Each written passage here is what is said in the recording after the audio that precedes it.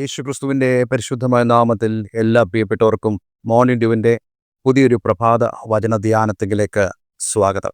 കഴിഞ്ഞ ദിവസങ്ങൾ വളരെ അനുഗ്രഹിക്കപ്പെട്ട ആത്മീക ചിന്തകൾ നമുക്ക് റോമാലേഖനം 8-ാം അധ്യായം 20, 21, 22 വാക്യങ്ങളെ ആസ്പദമാക്കി നമുക്ക് ചിന്തിക്കുവാൻ തക്കവണ്ണം ദൈവം നമ്മെ സഹായിച്ചല്ലോ.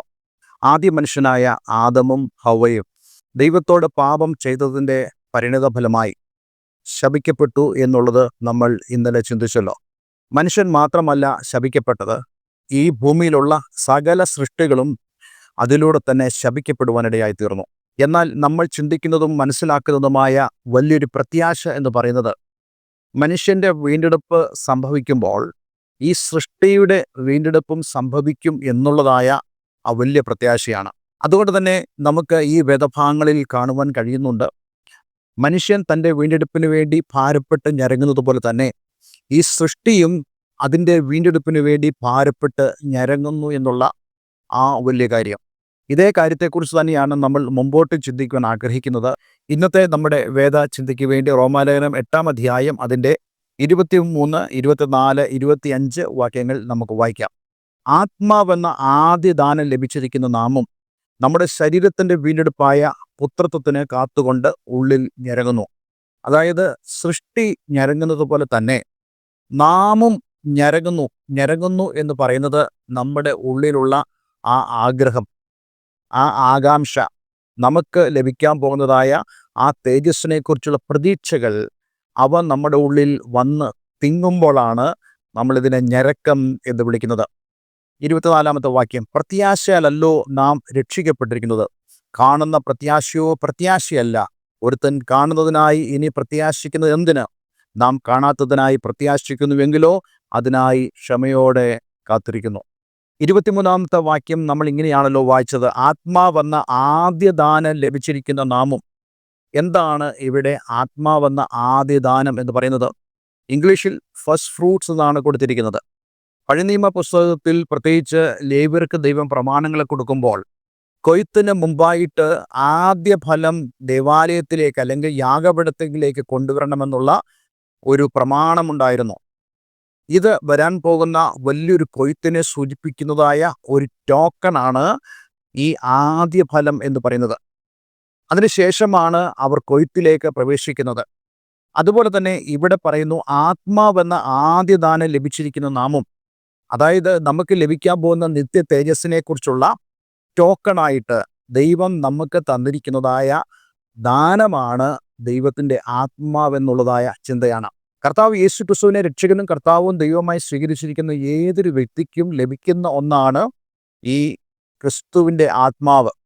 ഈ ക്രിസ്തുവിൻ്റെ ആത്മാവ് എന്ന് പറയുന്നത് നമുക്ക് ദൈവം തന്നിരിക്കുന്ന ആദ്യ ഫലമാണ്. അതുകൊണ്ട് ദൈവത്തിൻ്റെ ആത്മാവ് ഉള്ളിൽ ഉണ്ട് എന്ന് ഉത്തമ ബോധ്യമുള്ള ആളുകൾ തീർച്ചയായിട്ടും സന്തോഷിക്കാൻ വകയുണ്ട്. കാരണം നിത്യതയിൽ എനിക്ക് ലഭിക്കാൻ പോകുന്ന നന്മകളുടെ ആദ്യ ഫലമായിട്ടാണ് ദൈവം ഈ ആത്മാവിനെ എൻ്റെ ഉള്ളിൽ വെച്ചിരിക്കുന്നത്. ഇന്നെന്നെ കേൾക്കുന്ന ആർക്കെങ്കിലും അങ്ങനെയുള്ള ഒരു അനുഭവം ഇല്ലെങ്കിൽ ഞാൻ നിങ്ങളോട് പറയട്ടെ, നിങ്ങളിത് പ്രാപിക്കണമെന്നാണ് ദൈവം ആഗ്രഹിക്കുന്നത്.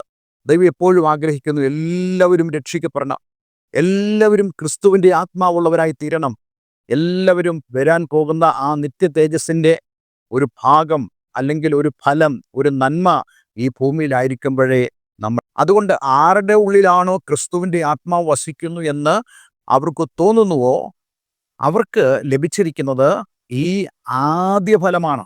വരാൻ പോകുന്ന ദൈവീക നന്മകളുടെ ആദ്യ ഫലമായിട്ടാണ് ഈ ആത്മാവിനെ നമ്മൾ പ്രാപിച്ചിരിക്കുന്നത്. അങ്ങനെയുള്ളവരായ നാം നമ്മുടെ ശരീരത്തിൻ്റെ വീണ്ടെടുപ്പായ പുത്രത്വത്തിന് കാത്തുകൊണ്ട് ഉള്ളിൽ ഞരങ്ങുന്നു. ഇവിടെ പുത്രത്വം എന്ന് പറയുമ്പോൾ വളരെ പ്രധാനപ്പെട്ട ഒരു ആശയം അതിന് പുറകിലുണ്ട്. റോമാലേഖനം 8-ാം അധ്യായം 15-ാം വാക്യത്തിലും ഇതേ കാര്യം തന്നെയാണ് നമുക്ക് കാണാൻ കഴിയുന്നത്. അവിടെ നമ്മൾ വായിക്കുന്നുണ്ട്, നിങ്ങൾ പിന്നെയും ഭയപ്പെടേണ്ടതിന് ദാസ്യത്തിൻ്റെ ആത്മാവിനെ അല്ല, അബ്ബാ പിതാവ് എന്ന് വിളിക്കുന്ന പുത്രത്വത്തിൻ്റെ ആത്മാവിനെ അത്രേ. ഇവിടെ പുത്രത്വം എന്ന് കൊടുത്തിരിക്കുന്നതിന് ഇംഗ്ലീഷ് ബൈബിളിൽ കൊടുത്തിരിക്കുന്ന വാക്ക് അഡോപ്ഷൻ എന്നുള്ള വാക്കാണ്. അതായത് ദൈവം നമ്മെ അഡോപ്റ്റ് ചെയ്തിരിക്കുന്നു. നമ്മളിൽ ഇനി ഒരിക്കലും ദാസ്യത്തിൻ്റെ ആത്മാവിനെ അല്ല, നമ്മൾ അഡോപ്റ്റഡ് ആയതുകൊണ്ട് ദൈവഭവനത്തിലേക്ക് നമ്മൾ അഡോപ്റ്റഡായി അല്ലെങ്കിൽ ദത്തെടുക്കപ്പെട്ടതുകൊണ്ട് ഇനി നമ്മൾ അടിമകളല്ല, മറിച്ച് നമ്മൾ മക്കളായി തീർന്ന് ആ പുത്രത്വത്തിൻ്റെ ആ അഡോപ്ഷൻ്റെ ആത്മാവ് നമ്മൾ പ്രാപിച്ചു. ആ ആത്മാവ് എപ്പോഴും വിളിക്കുന്നത് അബ്ബാ പിതാവേ എന്നുള്ളതാണ്. അപ്പാ പിതാവേ.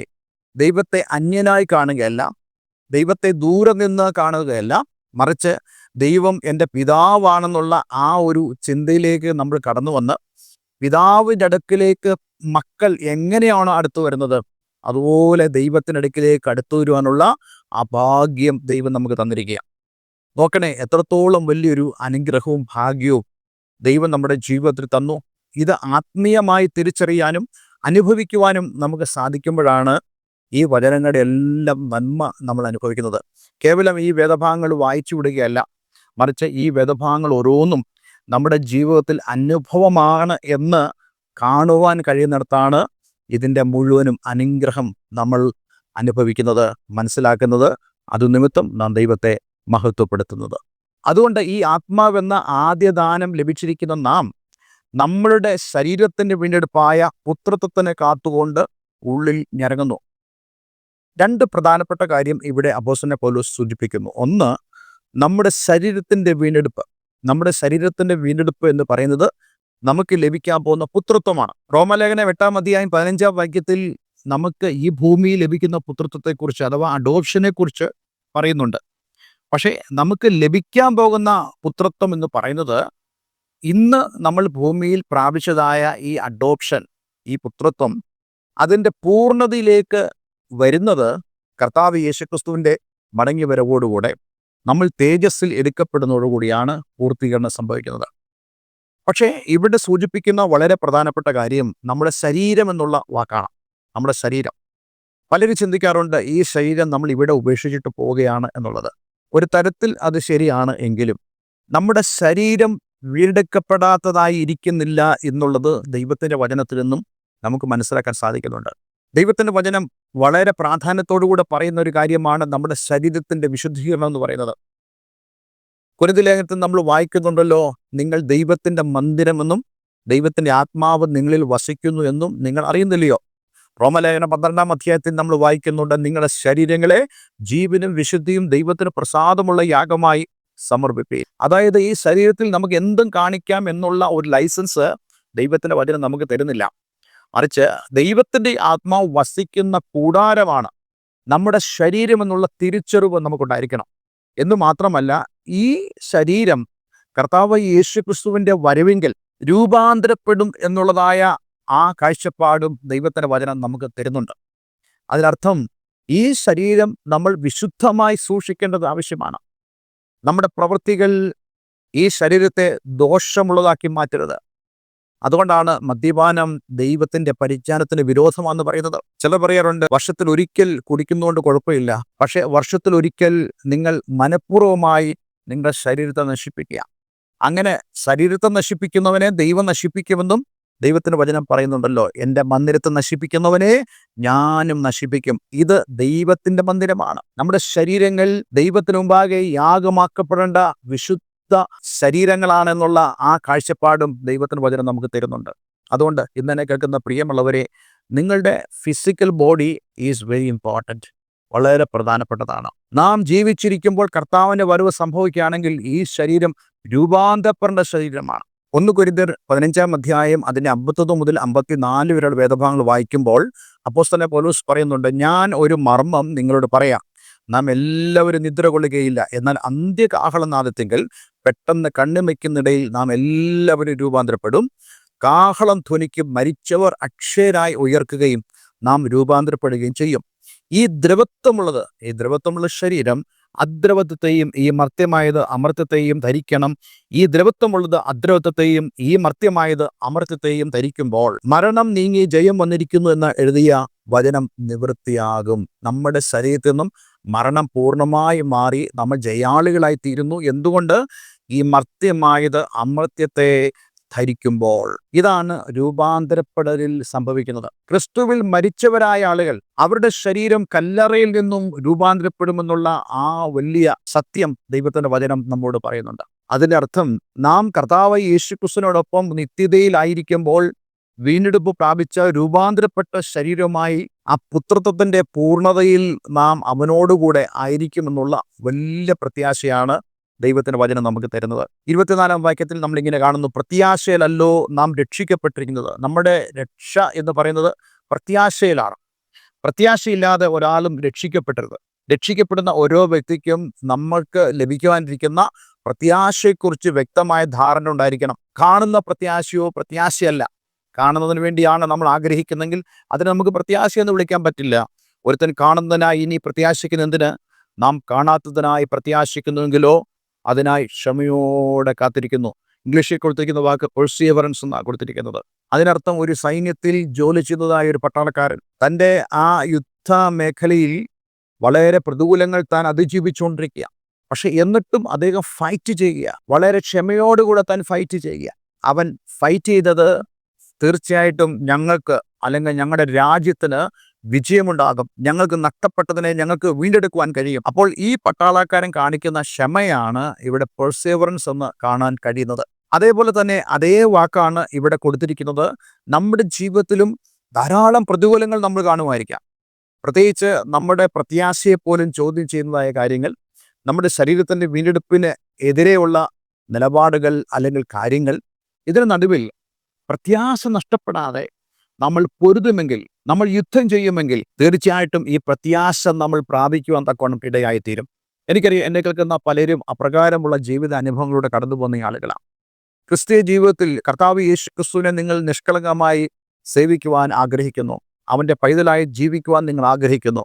പക്ഷേ നിങ്ങൾ നേരിടുന്നതായ ധാരാളമായ പ്രശ്നങ്ങൾ, അത് പലപ്പോഴും നിങ്ങളുടെ ക്രിസ്തീയ ജീവിതത്തിൽ നിങ്ങളെ തളർത്തുന്ന അനുഭവങ്ങളുണ്ട്, മുടന്തി നിൽക്കുന്നതായ അനുഭവങ്ങളുണ്ട്. പക്ഷേ ഇന്ന് ദൈവത്തിൻ്റെ ആത്മാവ് നമ്മോട് പറയുകയാണ്, നമുക്കും ഇതുപോലെ ഈ പെർസേവറൻസ്, ഈ ഒരു ക്ഷമ നമുക്ക് ആവശ്യമാണ്. ആ ക്ഷമ നമ്മളിൽ ഉണ്ടാകുവാൻ നമ്മെ സഹായിക്കുന്ന പരിശുദ്ധാത്മാവ് നമ്മോട് കൂടിയുണ്ട്. ഒരു കാര്യം ഞാൻ വീണ്ടും വീണ്ടും ഉറപ്പിച്ച് നിങ്ങളോട് പറയാൻ ആഗ്രഹിക്കുന്നു, ഒരാൾക്കും തനിച്ച് ഒരു വിജയപ്രദമായ ക്രിസ്തീയ ജീവിതം ഈ ലോകത്ത് ചെയ്യുവാൻ ഒക്കത്തില്ല. ഇനി എന്താണ് നമ്മൾ ചെയ്യേണ്ടത്? നമ്മെ സഹായിക്കുന്ന ദൈവത്തിൻ്റെ പരിശുദ്ധാത്മാവുണ്ട്. അതേ ആത്മാവെന്ന ആദ്യദാനം, അതിനാണ് ദൈവം നമുക്ക് നൽകിയിരിക്കുന്നത്. ആയതിനായി നമുക്ക് ഒരുമിച്ച് ദൈവസനയിൽ മുന്നേറുവാൻ ദൈവം നമ്മെ സഹായിക്കട്ടെ. ജീവിതത്തിൽ എന്ത് പ്രശ്നമുണ്ടായാലും പ്രിയമുള്ളവരെ, നമ്മെ താങ്ങുന്ന, നമ്മെ സഹായിക്കുന്ന, ലോകാന്ത്യത്തോളം എല്ലാ നാളും ഞാൻ നിങ്ങളോടുകൂടെ ഉണ്ട് എന്ന് ഉറപ്പ് പറഞ്ഞതായി കർത്താവ് നമ്മോടുകൂടിയുണ്ട്. ആയതിനായി നമുക്ക് ആഗ്രഹിക്കാം, പ്രാർത്ഥിക്കാം. ഒരു വാക്ക് നമുക്ക് പ്രാർത്ഥിക്കാം. സ്വർഗ്ഗപിതാവേ, ഇന്ന് ഞങ്ങളെ കേൾപ്പിച്ച വളരെ മനോഹരമായ സന്ദേശത്തിനായി സ്തോത്രം. പ്രത്യാശ നിറഞ്ഞവരാ ജീവിപ്പാൻ ഞങ്ങളെ സഹായിക്കണമേ. ഞങ്ങളുടെ പുത്രത്വം, അതിൻ്റെ പൂർത്തീകരണം കർത്താവ് യേശുക്രിസ്തുവിൻ്റെ വരവോടുകൂടെ സംഭവിക്കുക എന്നുള്ളതായ ഉറപ്പ് ദൈവത്തിൻ്റെ വചനം ഞങ്ങൾക്ക് തരുന്നതിനായി ഞങ്ങൾ നന്ദി പറയുന്നു. ഈ വചനം കേൾക്കുന്ന ഏവരെയും ഞാൻ യേശുവിൻ്റെ നാമത്തിൽ അനുഗ്രഹിക്കുന്നു. പ്രാർത്ഥന കേട്ടതിനായി നന്ദി. യേശുക്രിസ്തുവിൻ നാമത്തിൽ തന്നെ. ആമേൻ, ആമേൻ. പ്രിയമുള്ളവരെ, ഇത് 499-ാമത്തെ പ്രോഗ്രാമാണ്. 499 ദിവസങ്ങൾ ഈ പ്രോഗ്രാം മുന്നോട്ട് പോകുവാൻ തക്കോണം ദൈവം സഹായിച്ചു. നാളെ 500-ാമത്തെ ദിവസത്തെ പ്രോഗ്രാമാണ്. നാളെ ഒരു സ്പെഷ്യൽ പ്രോഗ്രാം ആയിരിക്കും. എൻ്റെ കൂടെ ഒരു ദൈവദാസനും ഈ പ്രോഗ്രാമിൽ പങ്കെടുക്കുന്നതാണ്. ആത്മീയമായ ചിന്തകൾ ആ ദിവസവും നമുക്ക് പ്രതീക്ഷിക്കാം. ദൈവം എല്ലാവരും അനുഗ്രഹിക്കട്ടെ. നിങ്ങളുടെ പ്രാർത്ഥന വിഷയങ്ങൾ ഈ സ്ക്രീനിലുള്ള ഫോൺ നമ്പറിൽ ഞങ്ങളെ അറിയിക്കുക. എല്ലാവരും ദൈവം അനുഗ്രഹിക്കട്ടെ. Have A nice day. God bless you all.